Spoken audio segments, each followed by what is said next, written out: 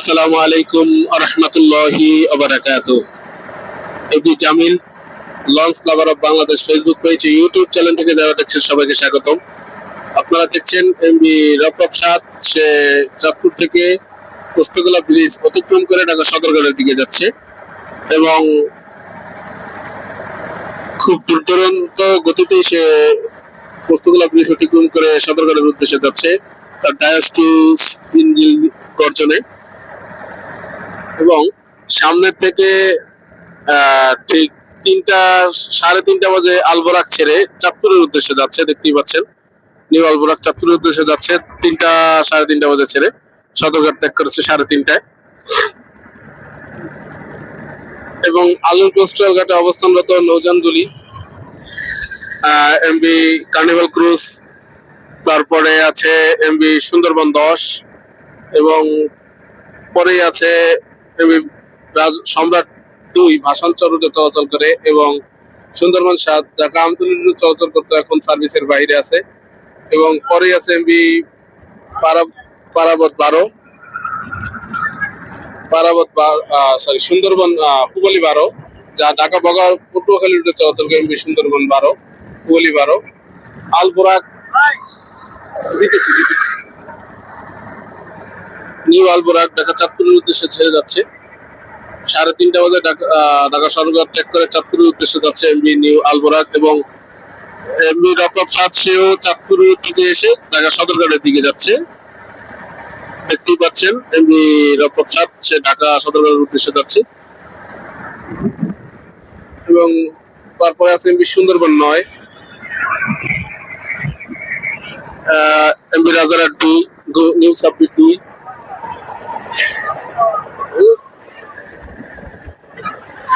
এবং সিলেটি 8 পুবালি 5 মহারাজ 7 এবং জামাল 1 এমবি আল সাফিন সত্তার খান সাব্বির 3 এবং মিতালি 4 নৌযানগুলি। আর এই জায়গায় অবস্থান করতেছে আপনার ফারহান ডকইয়ার্ডের নৌযানগুলো, তার সাথে আছে এমবি কাজল 7 আল প্রিন্স আওলাদ 7 এবং জাকির সম্রাট 3কে তাকে তার সংস্কার কাজ করানো হচ্ছে। এবং দেখতেই পাচ্ছেন রফরফ সাদ সে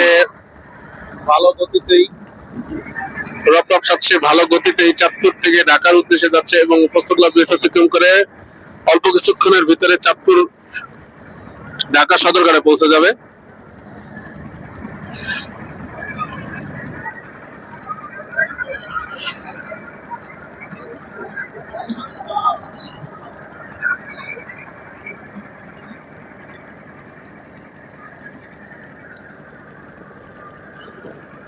আর মাঝ বরাবর এমবি ময়ূর 2 রাখা আছে, ময়ূর 2 তার ডগইয়ার্ডে যাচ্ছে এবং সেই জন্য এমবি রফরফ সাদ হরেন দিচ্ছে তাকে সরে যাওয়ার জন্য। এমবি রফরফ সাদ তার গতি কমায়নি, সেম গতিতেই সে ঢাকা সদরঘাটের উদ্দেশ্যে যাচ্ছে, দেখতেই পাচ্ছেন। এবং এমবি ফারহান 5 তাদের নিজস্ব ডগইয়ার্ডে অবস্থান করতেছে, এমবি ফারহান 5। তারপরে আছে যে MB Farhan 6 MB Farhan 5 MB Farhan 6 Farhan 8, তারপরে আপনার টিপু 7+ এবং ফারহান 4 এইসব নৌযানগুলো তাদের নির্দিষ্ট ডকইয়ার্ডে অবস্থান করতেছে। এই যে টিপু 7+ দেখতেছেন। এবং রফরফ সাদ অল্প কিছুক্ষণের ভিতরে সদরঘাটে পৌঁছে যাবে। আর এমবি ময়ূর 2 সে তার ডকইয়ার্ডে অবস্থান করার জন্য ঢুকতেছে, একটু কিছুক্ষণ আগে সে চাঁদপুর থেকে এসেছিল। এবং এখন MB Farhan 6 MB Tipu 12 MB Tipu সবযুগে এবং এমবি টিপু 13, 14 তাদের নিজস্ব ডকইয়ার্ডই আছে। এবং এমবি তাসরিফ 2 সে তার টুকিটাকি সংস্কার কাজ করানো হচ্ছে, সেজন্য সে এই ডকইয়ার্ডে অবস্থান করতেছে। এমবি আরাফাত 7 তাকেও কাজ করানো হচ্ছে, সেজন্য সে ডকইয়ার্ডে অবস্থান করতেছে। MB Prince Kamal 1 Prince Raihan 1 তাদের সার্ভিস নেই বিধায় তাদের এই জায়গায় অবস্থান করে এই ডকইয়ার্ডেই থাকে। এবং এমবি জামাল 9 আজকে সার্ভিসে নেই, সেজন্য সেও এই ডকইয়ার্ডে অবস্থান করতেছে। আর এমবি ময়ূর 2 কিছুক্ষণ আগে চাঁদপুর থেকে এসে যাত্রী নামিয়ে তার নিজস্ব ডকইয়ার্ডে অবস্থান করতেছে। এমবি রায়ান এক, এমবি কামাল এক তারা ডকইয়ার্ডে অবস্থান করার জন্য আসছে এবং পারাবত আটো সেও তার নিজস্ব ডকইয়ার্ডে অবস্থান করতেছে। বলগেট চলে যাচ্ছে তার নির্দিষ্ট স্থানে, দেখতেই পাচ্ছেন। এমবি ময়ূর এক অনেকদিন যাবত সার্ভিসের বাইরে, এমবি ময়ূর দুই এইমাত্র যাত্রী নামিয়ে ডকইয়ার্ডে অবস্থান করছে। এমবি ইনোভা হাসান পাঁচ ডকইয়ার্ডে এইভাবে অনেক দিন যাবত পড়ে আছে সার্ভিসের বাইরে এবং টুকিটাকি সংস্কার কাজ করানোর জন্য বিভিন্ন নৌযান ডকইয়ার্ডে অবস্থান করতেছে। আর ওই যে এমবি রপ্তাব সাত সে তার সদরঘাটে অবস্থান করার জন্য ঢুকতেছে, অল্প কিছুক্ষণের ভিতরে সদরঘাটে পৌঁছে যাবে এবং এমবি পারাবত 10 ও সার্ভিসের বাইরে তাদের নিজস্ব ডকইয়ার্ডে অবস্থান করতেছে।